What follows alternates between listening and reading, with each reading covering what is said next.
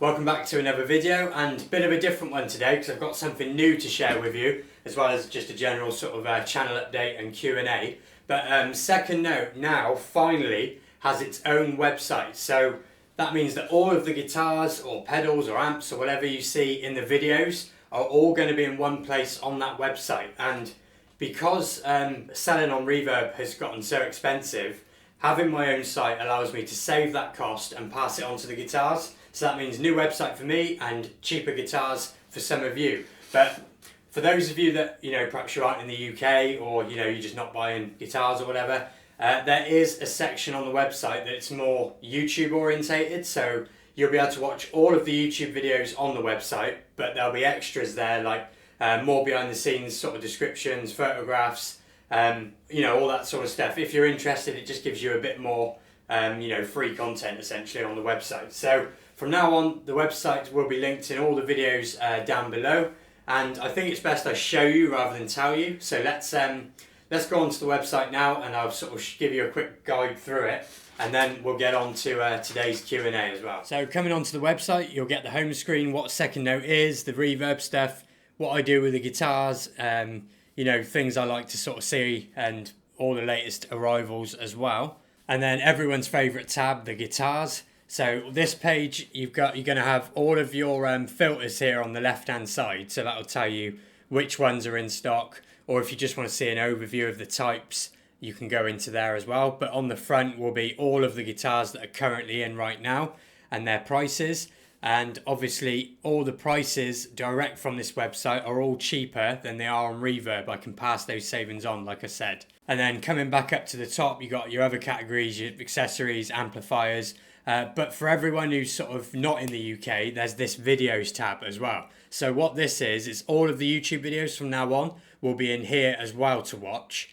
And each one, as you'll be able to see, will have a bit more information, a couple of extra pictures, and just a bit of behind the scenes, and we'll build this up as we go along. So it's something for people that aren't necessarily customers, but they can still see a bit more. And then if you do want to see what the guitar is, it's always cool to nosy on prices. That'll take you to what that guitar is, if it's still in stock, and tell you all about the guitar there as well, if I miss anything out in the video. So there we go then, that's the website in its sort of, day one form, if you like. I'd definitely like some feedback from you guys that have looked at it, just to see, what kind of features would you like on there? Do you like the layout? And we'll sort of go back and forth and build it up together, kind of thing. But I'm really happy with the way it is at the moment. Big shout out to my friend Dan the Webster. He's the one who sort of put it together, and we worked together on how we wanted it to look. So thanks to him, to be fair. So like I said, let me know what you think about that, and we'll get on to today's Q&A. So the first question in today's Q&A is Ed over on Instagram. He asked me if I could have any guitar built, so finish, specs, etc., what would it be? And my answer to this is going to be potentially a bit of a boring one, but I've heard on the grapevine that the Murphy Lab Gibson Custom Shop are going to be re-releasing the Peter Green guitar. So right now, today, if I could have any guitar in the world built anywhere, if I could have one of those Murphy Lab Peter Green Gibson Custom Shops, today that's the guitar I would choose. Although, there's many others I'd want as well, but that's the one I would choose. So I hope that answers your question. Next up is David.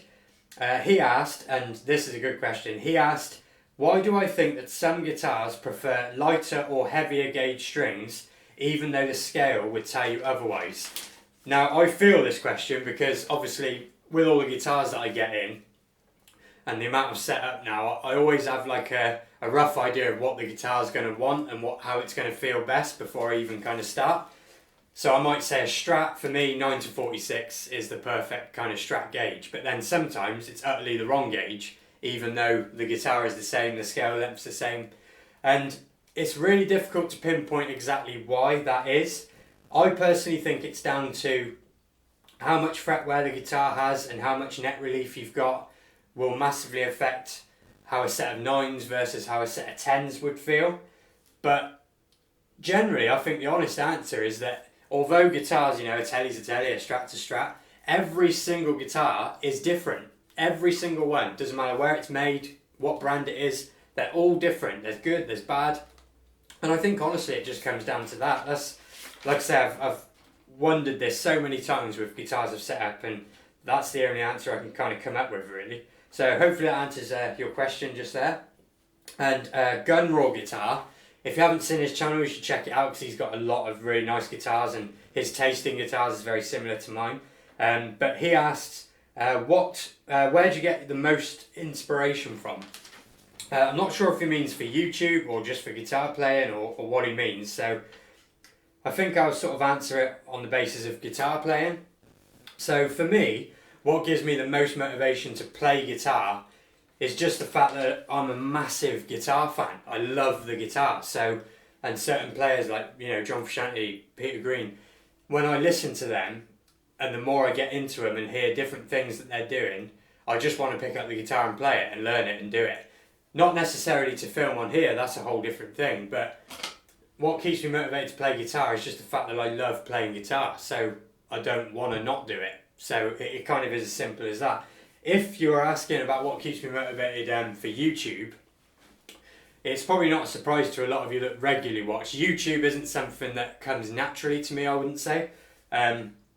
You know, most of the time I'd much rather be just playing guitar on my own than thinking about, you know, filming and how am I going to put the video across. But YouTube is a massive part of what I'm trying to do. It's, you know, I want that community, I want that brand of Second Note to be worth something, and for me to have achieved that kind of thing. So that in itself is motivation enough to do the YouTube side of things. So hopefully that answers your question. I wasn't sure which way around you meant it. The last question or questions were from Tasheen. So sorry if I butchered your name there, but Tusheen, I'm guessing it is. And he asked, what are my hobbies? Guitar. Planes, lots of planes, lots of guitars. So yeah, what are my hobbies? Favourite food. Food's a funny one for me. I'm not going to babble on about this for too long, but generally speaking, I don't like food. I'm never one that craves any Chinese, Indian restaurants. I just don't like it. I'm a very simple guy when it comes to food, and it's not something that I'm really interested in. I'm weird with food. There's a backstory to that, but that's the answer in short. Favourite colour. I don't really have one. It depends what the colour is on, I suppose. But I like a lot of blues, all the different shades of blues, deep blues, light blues, sonic blues. So I guess that would be it if I was to answer what my favourite colour is. And what do I do other than YouTube? So this Second Note YouTube stuff isn't my actual job. I do have a proper job, which I enjoy. I work for a company called CCR Vape Bar. And they're, you know, a small sort of independent company, but really, really good people, and they've helped me out a lot more than I could say, definitely. So you know, I'm really happy with my normal job, as well as trying to get this somewhere. This is all still in its building phase. I'm just trying to throw everything I've got at it, and you know, I suppose that bookends the video nicely. I'm throwing everything I've got at it. We've got a new website, so please check that out. And I want to show you something on this guitar to end.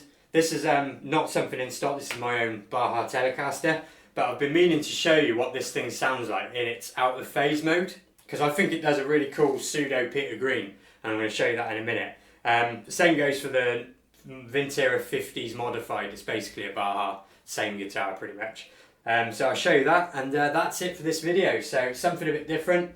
Please check out the website, and like I say, if you are in the UK looking for guitars, it's a great way of you know, the same guitars, the same service, but I'm now able to offer that at a better price point in one place, and we'll sort of go from there. So thanks for watching, and I'll see you on the next video.